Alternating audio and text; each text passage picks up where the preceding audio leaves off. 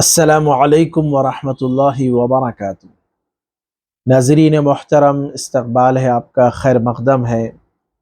امداد education and welfare society کے اس خاص پروگرام دینی تعلیم سب کے لیے۔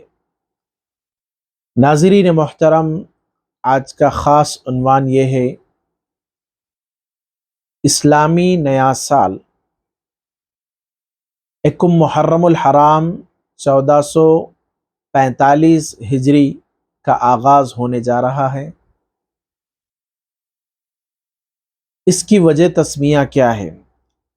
ہجری سال کی ابتدا کے متعلق بہت سارے لوگوں کو یہ بات معلوم نہیں ہے کہ ہجری سال کا آغاز کب سے ہوا،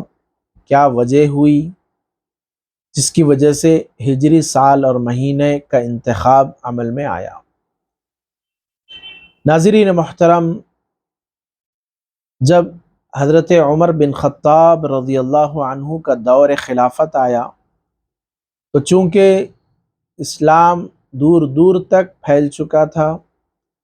اور حضرت عمر بن خطاب رضی اللہ عنہ نے مختلف علاقوں میں گورنروں کو منتخب کیا اور اسی طریقے سے صوبے بنائے،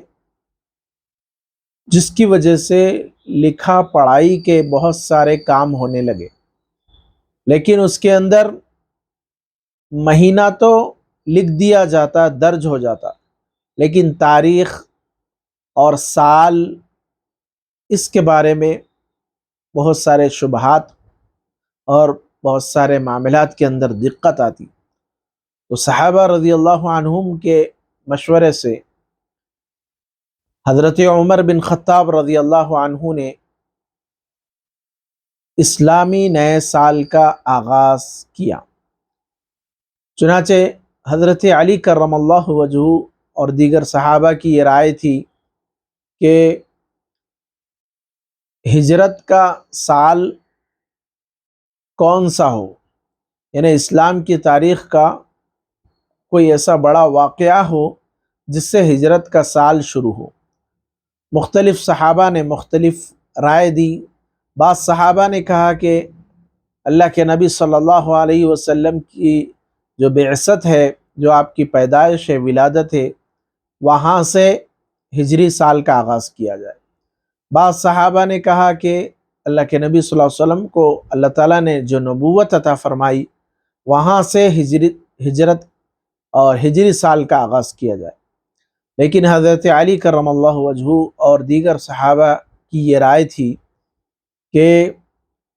اللہ کے نبی صلی اللہ علیہ وسلم کا مکہ مکرمہ سے مدینہ منورہ ہجرت کا جو سال ہے، اس کو ہجری سال کا پہلا سال منتخب کیا جائے۔ تو حضرت عمر رضی اللہ عنہ نے حضرت علی رضی اللہ عنہ کے اس مشورے کو قبول کیا اور یہ قانون بنایا گیا کہ ہجری سال کا آغاز آپ صلی اللہ علیہ وسلم کی ہجرت سے شروع ہوا۔ اب دوسری بات یہ غور طلب تھی کہ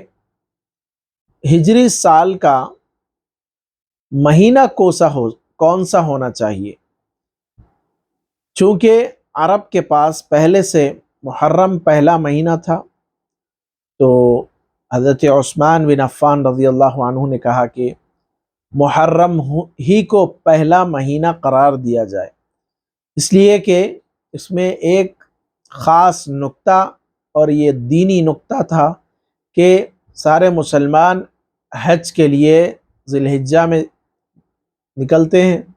اور حج سے جب فارغ ہو کر اپنے اپنے گھروں کو، اپنے اپنے علاقوں کو پہنچتے ہیں تو اس وقت محرم کی پہلی تاریخ ہو جاتی ہے، محرم شروع ہو جاتا ہے۔ تو گویا کہ اہل ایمان اپنی زندگی کا پھر سے آغاز محرم سے کرتے ہیں۔ تو اس رائے کو حضرت عمر بن خطاب رضی اللہ عنہ نے پسند فرمایا، اور پھر اسلامی مہینوں کا آغاز پہلے مہینے کا، اسلامی سال کے پہلے مہینے کا آغاز محرم الحرام سے کیا گیا۔ یہ تو دو باتیں تھیں جو مختصر آپ کی خدمت میں رکھی گئی کہ ہجری تاریخ اور مہینہ اور اسلامی سال کے ابتدا اور اس کی وجوہات کیا بنی، مختصر آپ کے سامنے پیش کی گئی۔ تیسری اور اہم بات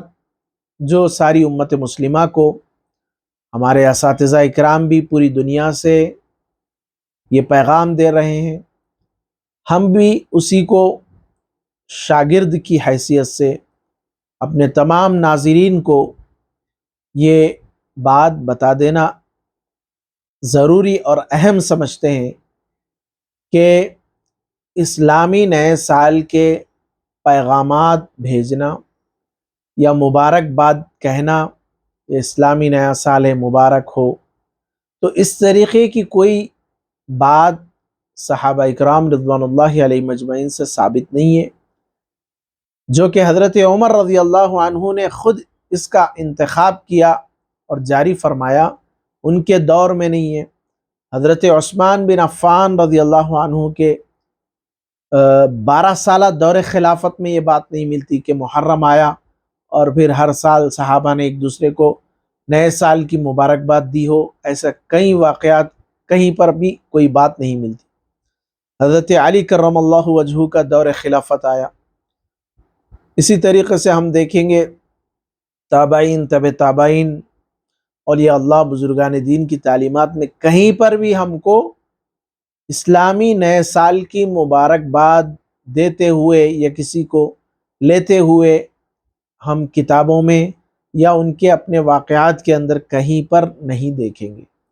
اس لیے چاہیے ہمیں کہ یقیناً یہ ہجری سال ہے، پہلا سال، ہجری سال کا پہلا مہینہ ہے، لیکن ہم کو اصل جو دیکھنا ہے وہ اللہ رب العزت کی رضا اور نبی رحمت صلی اللہ علیہ وسلم کے طریقے اور خلفائے راشدین کی سنتیں، اس پر ہم کو عمل پیرا ہونے کی ضرورت ہے۔ اگر بالفرض ہم اسلامی نئے سال کے پہلے دن ہم دیکھنا چاہتے ہیں کہ ہمارے بزرگوں نے، اسلاف نے اس دن اللہ کے حضور میں کیا پیش کیا، تو ہمیں مختلف صحابہ کی قربانیاں اور اہل بیت اطہار کی قربانیاں اس مہینے کے اندر ملتی ہیں ہم کو۔ امام عالی مقام حضرت امام حسین رضی اللہ عنہ کی شہادت 10 محرم کو ملتی ہے۔ حضرت عمر بن خطاب رضی اللہ عنہ نے 1 محرم الحرام کو جام شہادت نوش فرمایا۔ تو ہم ایمان والوں کی زندگی اور اللہ کے بندوں کی زندگی تو اللہ کو راضی کرنے میں ہے، نہ کہ یہ دل بہلانے والی چیزوں میں کہ جس سے ہمارا دل بہل جائے، جس سے ہمارا مزاج تھوڑی دیر کے لیے خوشگوار ہو جائے۔ یہ اللہ کے دین کی پسندیدہ باتیں نہیں ہیں۔ اللہ تعالی ہم سب کو عمل کرنے کی توفیق عطا فرمائے اور ان باتوں کو نوٹ رکھنے کی توفیق عطا فرمائے، نوٹ کر لینے کی توفیق عطا فرمائے۔ والسلام علیکم ورحمۃ اللہ وبرکاتہ۔